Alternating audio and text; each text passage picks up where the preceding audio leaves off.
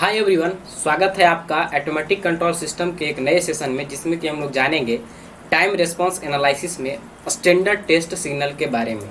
इससे जस्ट पहले हम लोग जाने थे कि टाइम रिस्पांस एनालिसिस क्या होता है, जिसमें कि हम लोग ट्रांजिएंट रिस्पांस और स्टेडी स्टेट रिस्पांस के बारे में जाने थे।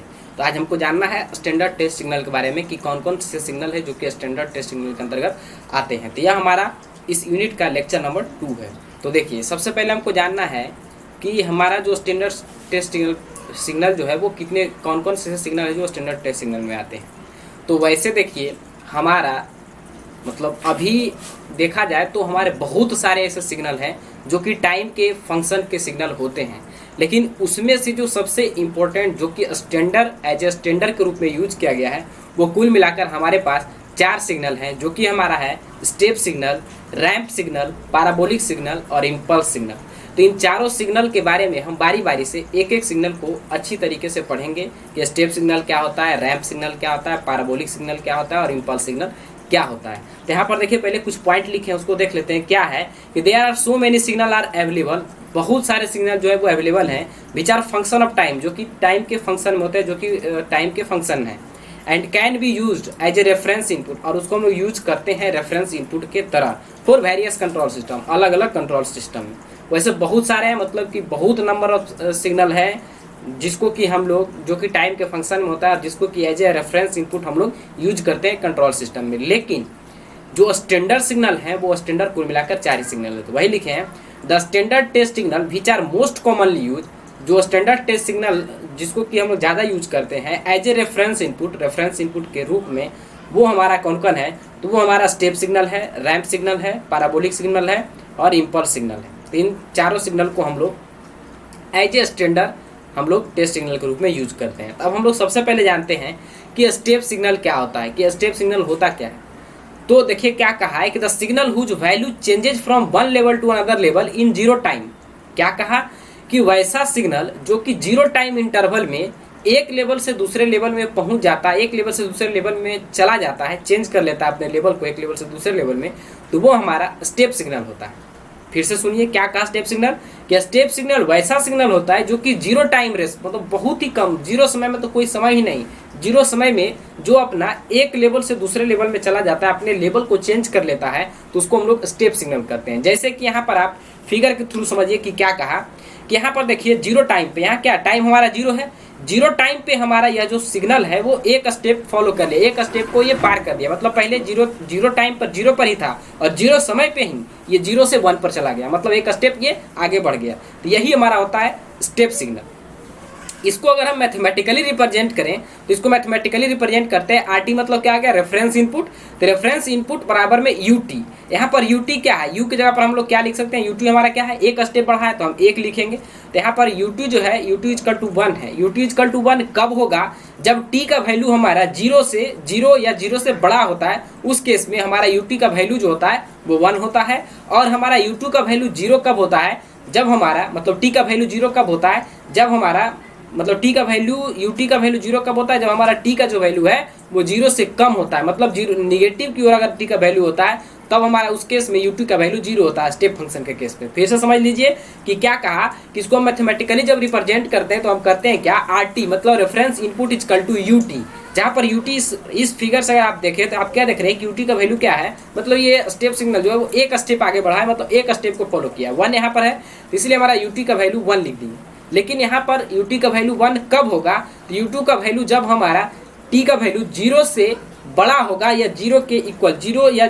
मतलब 0 से जैसा ही बड़ा होगा उस केस में हमारा यह जो होता है वो 1 होता है इसका वैल्यू, और 0 से जैसे ही छोटा होता है तो इसका वैल्यू 0 होता है। तो यहाँ तक आपको कोई दिक्कत नहीं हुआ होगा। नेक्स्ट कह रहा है कि अगर इसी को अगर हम लाप्लास डोमेन में देखें तो हमारा क्या होगा, आरटी का आरएस हो जाएगा, क्योंकि ये टाइम डोमेन से हमारा जो है वो एस डोमेन में आ रहा है, तो इसलिए लाप्लास डोमेन में आ रहा है, तो ये आरएस हो गया, ठीक है, आरटी का आरएस हो गया। और यूटी का लाप्लास आपको जस्ट फार्मूला जो बताए थे उसमें बताए थे कि यूटी अगर रहता है तो यूटी की जगह पर हमारा क्या है, 1 है, यूनिट है, यूनिट मतलब क्या 1, तो 1 का लाप्लास क्या होता था, 1 अपॉन में एस, या कोई भी कांस्टेंट का लाप्लास क्या आता है, कांस्टेंट अपॉन में एस। तो यहाँ पर इसी को दिखाया गया है कि हमारा जो लाप्लास डोमेन में अगर इसको कन्वर्ट करेंगे तो 1 का लाप्लास 1 अपॉन में एस होता है, तो R S is equal to 1 upon में एस होता है।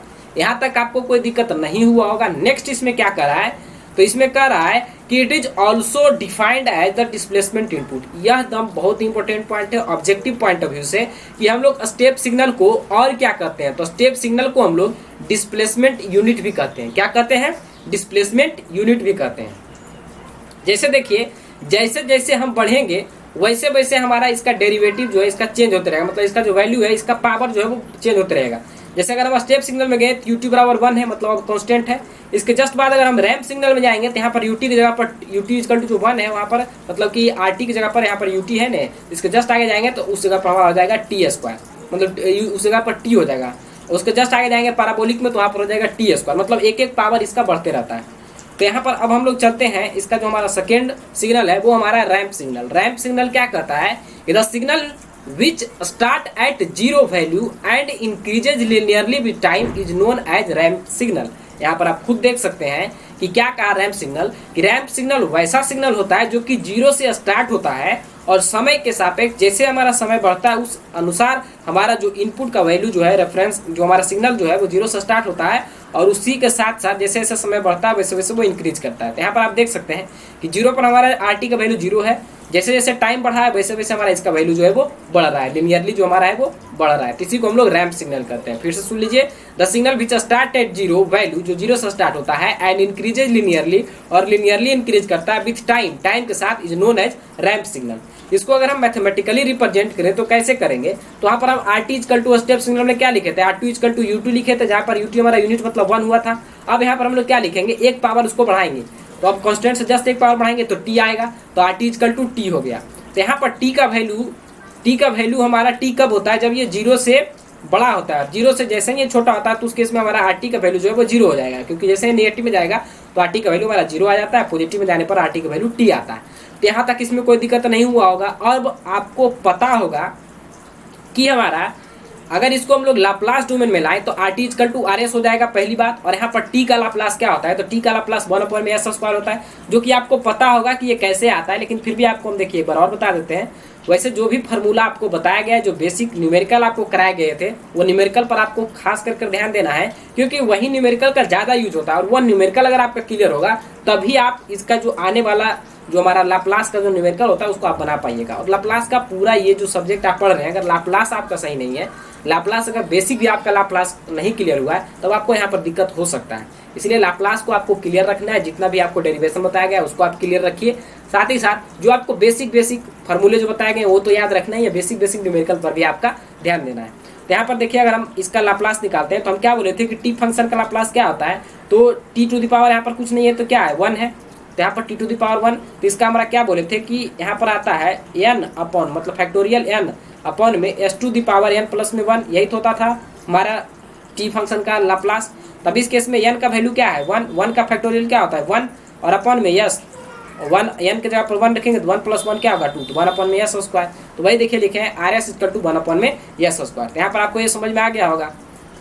साथ ही साथ अब देखिए क्या करना है, तो पहले हमारा क्या आया डिस्प्लेसमेंट, उससे जस्ट बड़ा अब क्या होगा वेलोसिटी, उसके बस जस्ट उसका अगला जो हम देखेंगे वो क्या आएगा एक्सेलरेशन। तो इस तरीके से याद रखना है आपको कि स्टेप सिग्नल जो है वो क्या शो करता है, उसको हम लोग और क्या कहते हैं, तो उसको हम लोग डिस्प्लेसमेंट इनपुट कहते हैं। रैंप सिग्नल उससे जस्ट ऊपर आएंगे तो क्या होगा वेलोसिटी इनपुट। रैंप सिग्नल के बाद आएगा पैराबोलिक सिग्नल, इसको हम लोग क्या कहेंगे, तो जस्ट उससे आगे आएंगे तो उसको हम लोग कहेंगे एक्सेलरेशन इनपुट। वैसे ये जो ग्राफ आप देख रहे हैं ये सारे के सारे ग्राफ अगर आप काइनेमेटिक्स पढ़े होंगे, वैसे आप लोग पढ़े थे अप्लाइड फिजिक्स में, तो वहाँ पर आपको ये तीनों ग्राफ देखने को मिला होगा। डिस्प्लेसमेंट जब आप पढ़े थे तो वहाँ पर आपको इसी तरीके का ग्राफ दिखा होगा। उसके बाद जब आप लोग हमारा वेलोसिटी पढ़ेंगे तो आपका इस तरीके का ग्राफ दिखा होगा, और एक्सेलरेशन में आपको इस तरीके का ग्राफ दिखा होगा। मतलब ग्राफ सेम ही है, बस यहाँ पर रिप्रेजेंट करने का तरीका अलग अलग है। यहाँ पर रैंप सिग्नल के रूप में इसको दिखाए हैं, इसीलिए इसको हम लोग वेलोसिटी इनपुट भी करते हैं। तो रैंप सिग्नल आपको समझ में आ गया कि यह जो है वो जीरो से स्टार्ट होता है, जैसे जैसे समय बढ़ता है वैसे वैसे वैल्यू इसका लीनियरली बढ़ते रहता है। अब जो हमारा नेक्स्ट है वो हमारा पैराबोलिक सिग्नल। कि पैराबोलिक सिग्नल क्या होता है, तो पैराबोलिक सिग्नल क्या कर रहा है कि parabolic input signal is a signal which is 1 degree faster than ramp type of input. मतलब जो रैंप इनपुट है उससे यह 1 डिग्री हायर होता है। कैसे आप इसको समझ सकते हैं, यहाँ पर इसका डिग्री क्या है, R T equal to 2 degree क्या है 1, और यहाँ पर इसका डिग्री क्या है 2, मतलब 1 डिग्री हायर हो गया। तो वही ये कह रहा है कि जो हमारा पैराबोलिक सिग्नल होता है यह एक ऐसा इनपुट सिग्नल होता है जो कि रैंप टाइप इनपुट सिग्नल से 1 डिग्री ज़्यादा होता है, 1 डिग्री फास्टर होता है। तो इसको देखिए मैथमेटिकली अगर आप रिप्रेजेंट करना चाहते हैं तो इसको लिखेंगे R T equal to T square upon में 2। क्या लिखेंगे? टी स्क्वायर अपॉन में 2।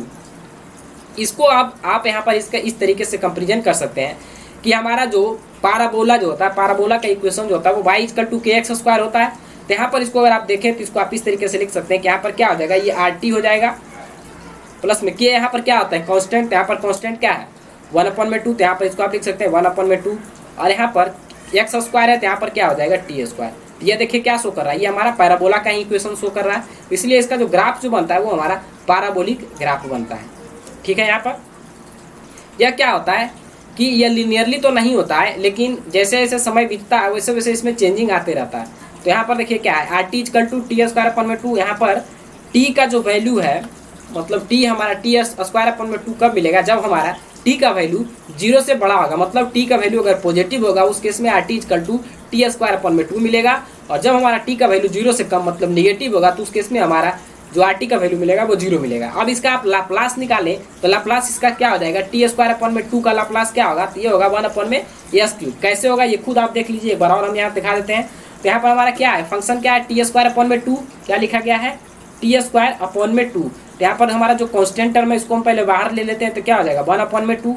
अब यहाँ पर टी स्क्वायर का क्या होगा, क्या बोले थे कि जो जितना n होता है उसका फैक्टोरियल लेते हैं, तो 2 का फैक्टोरियल क्या होगा 2 × 1 मतलब 2 ही होगा, और अपन में टी टू दी पावर हमारा जो होता है इसका क्या होगा S to the power n plus में 1। तो n हमारा कितना है 2 और 1 क्या आ जाएगा 3, तो यहाँ पर एस टू दी पावर 3 हो जाएगा। तो यहाँ देखिए 2 और 2 खत्म हो गया, बता क्या 1/s³। तो वही देखिए R S equal to 1/s³ आया। बेसिक न्यूमेरिकल आपको क्लियर होना चाहिए, तब आपको कहीं पर भी कोई दिक्कत नहीं होगा एसीएस को पढ़ने में। बहुत ही ईजी और बहुत ही इंटरेस्टिंग सब्जेक्ट है, भले इसको अलग अलग जो भी बहुत जगह जो पढ़ा रहे हैं उसको कॉम्प्लिकेट कर देते हैं, लेकिन बहुत ही ईजी है। जितना आप इसमें इसको बहुत ही इजी वे में पढ़ा जा सकता है, पढ़ाया भी जा सकता है, लेकिन कॉम्प्लिकेट करके पढ़ाइएगा तो कॉम्प्लिकेशन इसमें आएगा ही, क्योंकि ये बहुत ही टफेस्ट सब्जेक्ट भी होता है।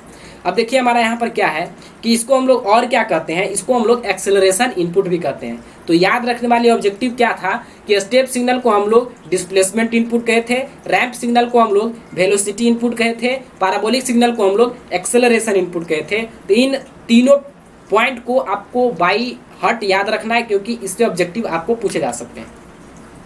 अब हम लोग चलते हैं, हमारा सबसे लास्ट सिग्नल जो है, जो स्टैंडर्ड सबसे लास्ट सिग्नल है वो हमारा इम्पल्स सिग्नल। तो इम्पल्स सिग्नल क्या कहता है कि यह एक ऐसा सिग्नल होता है जो कि 0 टाइम पे ही सिर्फ वैल्यू शो करता है, बाकी अदर जितने भी समय होते हैं वहाँ पर इसका वैल्यू शो नहीं होता है। तो इस तरह के सिग्नल को हम लोग इम्पल्स सिग्नल कहते हैं। वही लिखा है an impulse signal is a signal which has 0 value everywhere, सभी जगह 0 वैल्यू होगा except at T equal to 0। T equal to 0 पर इसका कुछ वैल्यू होगा, बाकी सारे जगह इसका वैल्यू जो होगा वो 0 होगा। तो इस तरह के सिग्नल को हम लोग इम्पल्स सिग्नल कहते हैं। Where its magnitude is infinite, जहाँ पर कि इसका मैग्नीट्यूड मतलब टी इक्वल टू 0 पर इसका वैल्यू होगा, जहाँ पर इसका मैग्नीट्यूड जो होगा वो इनफाइनाइट होगा। It is generally called delta function. इसको हम लोग और क्या कहते हैं, तो इसको हम लोग डेल्टा फंक्शन भी कहते हैं। तो इस पॉइंट को भी आप याद रखिएगा कि हमारा इम्पल्स सिग्नल जो है उसको हम लोग और क्या कहते हैं, तो उसको हम लोग डेल्टा फंक्शन भी कहते हैं, और इसको रिप्रेजेंट हम लोग करते हैं किससे, तो इसको डेल्टी से रिप्रेजेंट करते हैं। तो डेल्टी इक्वल टू ए, यहाँ पर ए जो है डेल्टी इक्वल टू ए कब होगा, जब टी इक्वल टू 0 होगा, टाइम 0 होगा, तो उस केस में हमारा डेल्टी का वैल्यू ए होगा। और जैसे ही हमारा टाइम 0 नहीं होगा, नॉन 0 टाइम होगा, तो उस केस में इसका वैल्यू जो 0 होगा, मतलब इधर के पूरे रेंज में, इधर के पूरे रीजन में इसका वैल्यू 0 होगा, इधर के पूरे रीजन में इसका वैल्यू 0 होगा, लेकिन सिर्फ और सिर्फ t0 पर इसका कुछ वैल्यू होगा, कुछ यहाँ पर इसका वैल्यू होगा। तो ये आपका इम्पल्स सिग्नल था, ये अभी आपको समझ में आ गया होगा। अब जो यहाँ पर हम पॉइंट लिखे हैं, ये चारों के चारों पॉइंट बहुत ही ज़्यादा इंपॉर्टेंट है, क्योंकि यहाँ से ऑब्जेक्टिव आपको देखने को मिलेंगे। यहाँ पर क्या कर रहा है, वैसे बेसिक ही पॉइंट है, अगर आप इसको ध्यान से देखिएगा तो आपको लगेगा कि ये बात तो पहले भी बता दिया गया है, उसी का बस यहाँ पर लिखा गया लैंग्वेज में, जो कि आपको समझना है। क्या है कि impulse function is a derivative of step function. Impulse function क्या है, तो इम्पल्स फंक्शन डेरिवेटिव है, मतलब डिफरेंशिएशन है किसका, स्टेप फंक्शन का। स्टेप फंक्शन का डिफरेंशिएशन है क्या, हमारा जो है स्टेप मतलब इम्पल्स फंक्शन। वही लिखे हैं कि delta t equal to u dot t, मतलब ये डिफरेंशिएशन को शो करता है। Delta t equal to u t हमारा स्टेप सिग्नल होता है, तो ये डेल्टी इक्वल टू यूटी होगा, जहाँ पर इसको एक तरीके से और लिख सकते हैं डी अपॉन में डी टी यूटी लिख सकते हैं। ठीक है, अब इसको अगर हम लाप्लास डोमेन में ले जाएं तो लाप्लास डोमेन में क्या होगा, डी अपॉन में डी टी को हम लोग यस लिख सकते हैं, तो यहाँ पर डी अपॉन में डी टी को हम लोग यस लिखे हैं, और यहाँ पर यूटी इक्वल टू को हम लोग क्या लिख सकते हैं, यूटी का आपको पता है, वहाँ पर देखे थे भी स्टेप सिग्नल में हमारा आया था 1/s। जब यहाँ से आप कट करिएगा तो इसका वैल्यू 1 आएगा। तो यहाँ पर आपको याद यह भी रखना है कि इम्पल्स फंक्शन का जो डेरिवेटिव होता है, जो इम्पल्स फंक्शन का डेरिवेटिव होता है उसका वैल्यू क्या होता है, तो उसका वैल्यू हमारा 1 होता है, मतलब यूनिटी होता है। याद रखने वाली बात क्या थी कि इम्पल्स फंक्शन का जो डेरिवेटिव होता है वो हमारा यूनिटी आता है। यहाँ पर कोई दिक्कत आपको नहीं होगा। अब देखिए क्या है, फ्रॉम एबव सिग्नल, ऊपर वाले सिग्नल के अनुसार, it can be observe that, इसको हम लोग ऑब्जर्व कर सकते हैं कि parabolic signal is a integral of ramp signal. Parabola signal क्या है, तो ये इंटीग्रल है रैंप सिग्नल का। इसको इस तरीके से याद रख सकते हैं। देखिए रैंप सिग्नल में इंटीग्रेट मतलब क्या आता है, जोड़ना। रैंप सिग्नल में कुछ जोड़ेंगे तब ये पैराबोलिक बन जाएगा। उसी तरीके से स्टेप सिग्नल में कुछ जोड़ेंगे तो ये हमारा रैंप बन जाएगा। तो वही बात आगे भी लिखा गया होगा कि ramp signal is a integral of step signal. Ramp signal हमारा होता है इंटीग्रल ऑफ स्टेप सिग्नल, कह सकते हैं इसको। या आप कह सकते हैं कि रैंप मतलब हमारा स्टेप सिग्नल जो होता है वो हमारा क्या होता है, ramp signal is integral of step signal. तो उसी तरीके से हम क्या कर सकते हैं कि step signal is the derivation of ramp signal. Ramp signal का डेरिवेशन होता है स्टेप सिग्नल। उसी तरीके से step signal is integral of impulse signal. उसी तरीके से हम कह सकते हैं कि स्टेप सिग्नल जो है वो इंटीग्रल है इम्पल्स सिग्नल का। समझ गए, यहाँ पर कोई दिक्कत आपको नहीं होगा। तो ये था हमारा कुछ इंपॉर्टेंट पॉइंट, इसको आपको याद रखना है, इसको आपको बाई हार्ट रखना है, पूरे दिमाग में इसको बैठा कर रखना है।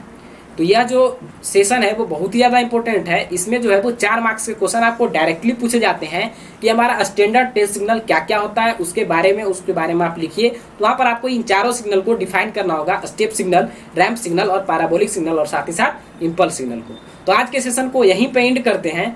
मिलते हैं एक नए सेशन में, एक नए कंटेंट के साथ, एक नई ऊर्जा के साथ, एक नई जोश के साथ। तब तक के लिए थैंक यू, धन्यवाद, जय हिंद।